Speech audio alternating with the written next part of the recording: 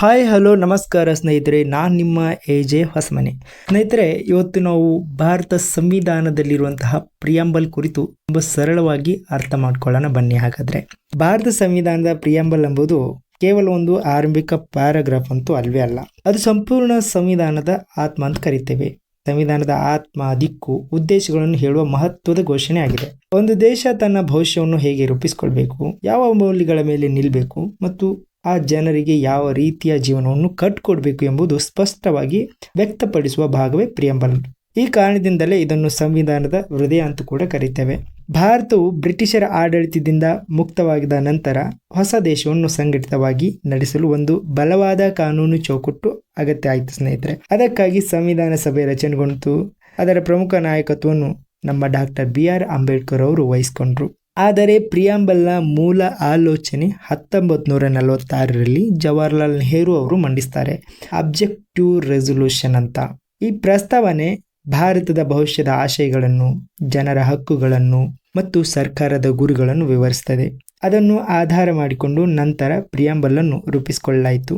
1950ರ ಜನವರಿ 26ರಂದು ಸಂವಿಧಾನ ಜಾರಿಗೆ ಬಂದಾಗ ಈ ಪ್ರಿಯಾಂಬಲ್ ಕೂಡ ಭಾರತ ದೇಶದ ಮಾರ್ಗದರ್ಶಕ ತತ್ವವಾಗಿ ಸ್ಥಾಪಿಸಿಕೊಳ್ಳಲಾಯಿತು. ಪ್ರಿಯಾಂಬಲ್ನ ಅರ್ಥವನ್ನು ಸರಳವಾಗಿ ಹೇಳುವುದಾದರೆ, ಅದು ನಾವು ಯಾವ ರೀತಿಯ ದೇಶವನ್ನು ನಿರ್ಮಿಸಬೇಕು ಎಂಬ ಪ್ರಶ್ನೆ ಕೊಡುವ ಉತ್ತರವಾಗಿದೆ. ಇದರಲ್ಲಿ ಭಾರತವನ್ನು ಸಾರ್ವಭೌಮ, ಸಮಾಜವಾದಿ, ಧರ್ಮ ನಿರಪೇಕ್ಷ, ಪ್ರಜಾಪ್ರಭುತ್ವ, ಗಣರಾಜ್ಯ ಹೀಗೆ ಘೋಷಿಸಲಾಗಿದೆ. ಈ ಪದಗಳು ಕೇವಲ ಶಬ್ದಗಳಲ್ಲ, ಅವು ಪ್ರತಿಯೊಂದು ದೇಶದ ಮೂಲ ಸ್ವರೂಪಗಳನ್ನು ನಿರ್ಧರಿಸುವಂತಹ ತತ್ವ ಆಗಿದೆ. ಸಾರ್ವಭೌಮ ಎಂಬುದು ಭಾರತವು ಸಂಪೂರ್ಣ ಸ್ವತಂತ್ರ ದೇಶವಾಗಿದೆ, ಯಾವುದೇ ಹೊರಗಿನ ಶಕ್ತಿಗೆ ಒಳಪಡುವುದಿಲ್ಲ ಎಂಬುದನ್ನು ಸೂಚಿಸುತ್ತದೆ. ಸಮಾಜವಾದ ಎಂಬುದು ದೇಶದ ಸಂಪತ್ತು, ಅವಕಾಶಗಳು ಎಲ್ಲರಿಗೂ ಕೂಡ ಸಮಾನವಾಗಿ ಹಂಚಬೇಕು ಎಂಬುದು ಆಶಯ ಹೊಂದಿದೆ. ಧರ್ಮ ನಿರಪೇಕ್ಷ ಅಂದ್ರೆ ಭಾರತದಲ್ಲಿ ಯಾವ ಧರ್ಮಕ್ಕೂ ಕೂಡ ವಿಶೇಷವಾದ ಸ್ಥಾನ ಕೊಡೋಕೆ ಆಗಲ್ಲ. ಎಲ್ಲ ಧರ್ಮಗಳಿಗೂ ಸಮಾನ ಗೌರವ, ಸ್ವಾತಂತ್ರ್ಯ ದೊರಕಲೇಬೇಕು. ಇನ್ನು ನಂತರ ಪ್ರಜಾಪ್ರಭುತ್ವ ಎಂಬುದು ಜನರೇ ಸರ್ಕಾರವನ್ನು ಆಯ್ಕೆ ಮಾಡ್ತಾರೆ ಅರ್ಥವನ್ನು ನೀಡುತ್ತದೆ.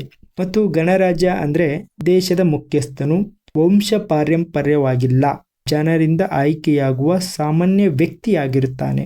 ಅದಲ್ಲದೆ ಪ್ರಿಯಾಂಬಲ್ ಜನರಿಗೆ ನೀಡಬೇಕಾದಂತಹ ಮೂಲ ಮೌಲ್ಯಗಳು ಕೂಡ ಸ್ಪಷ್ಟವಾಗಿ ಪಡಿಸುತ್ತದೆ. ನ್ಯಾಯ, ಸ್ವಾತಂತ್ರ್ಯ, ಸಮಾನತೆ ಮತ್ತು ಸೌಹಾರ್ದತೆ ಎಂಬ 4 ಪ್ರಮುಖ ಮೂಲಗಳು ಇದರ ಆಧಾರವಾಗಿವೆ. ನ್ಯಾಯ ಎಂಬುದು ಸಮಾಜದ ಎಲ್ಲ ವರ್ಗದವರಿಗೂ ಕೂಡ ಸಮಾನ ಅವಕಾಶ ಮತ್ತು ನ್ಯಾಯ ಸಿಗಬೇಕು ಎಂಬುದು ಸೂಚಿಸುತ್ತದೆ. ಸ್ವಾತಂತ್ರ್ಯ ಎಂಬುದು ವ್ಯಕ್ತಿಯ ಆಲೋಚನೆ, ಮಾತು ಮತ್ತು ನಂಬಿಕೆಯ ಸ್ವಾತಂತ್ರ್ಯತೆಯನ್ನು ಒದಗಿಸುತ್ತದೆ. ಸಮಾನತೆ ಅಂದ್ರೆ ಎಲ್ಲರೂ ಕಾನೂನಿನ ಮುಂದೆ ಸಮಾನರಾಗಿರಬೇಕು, ಯಾವುದೇ ರೀತಿಯ ಭೇದ ಭಾವ ಇರಬಾರ್ದು.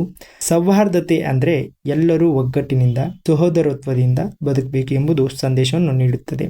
ಇನ್ನು ಪ್ರಿಯಾಂಬಲ್ನ ಮಹತ್ವವನ್ನು ಇನ್ನಷ್ಟು ಆಳವಾಗಿ ಅರ್ಥ ಮಾಡಿಕೊಳ್ಬೇಕಾದ್ರೆ ಇದು ಕೇವಲ ಒಂದು ವಿವರಣಾತ್ಮಕವಾದಂತಹ ಭಾಗವಲ್ಲವೇ ಅಲ್ಲ, ಅದು ಸಂವಿಧಾನದ ವ್ಯಾಖ್ಯಾನಕ್ಕೂ ಮಾರ್ಗದರ್ಶನವಾಗಿದೆ ಎಂಬುದನ್ನು ಗಮನಿಸಬೇಕು. ನ್ಯಾಯಾಲಯಗಳು ಕೂಡ ಸಂವಿಧಾನದ ಅರ್ಥವನ್ನು ವಿವರಿಸುವಾಗ ಪ್ರಿಯಾಂಬಲ್ನ ಆಶಯಗಳನ್ನು ಪರಿಗಣಿಸುತ್ತವೆ.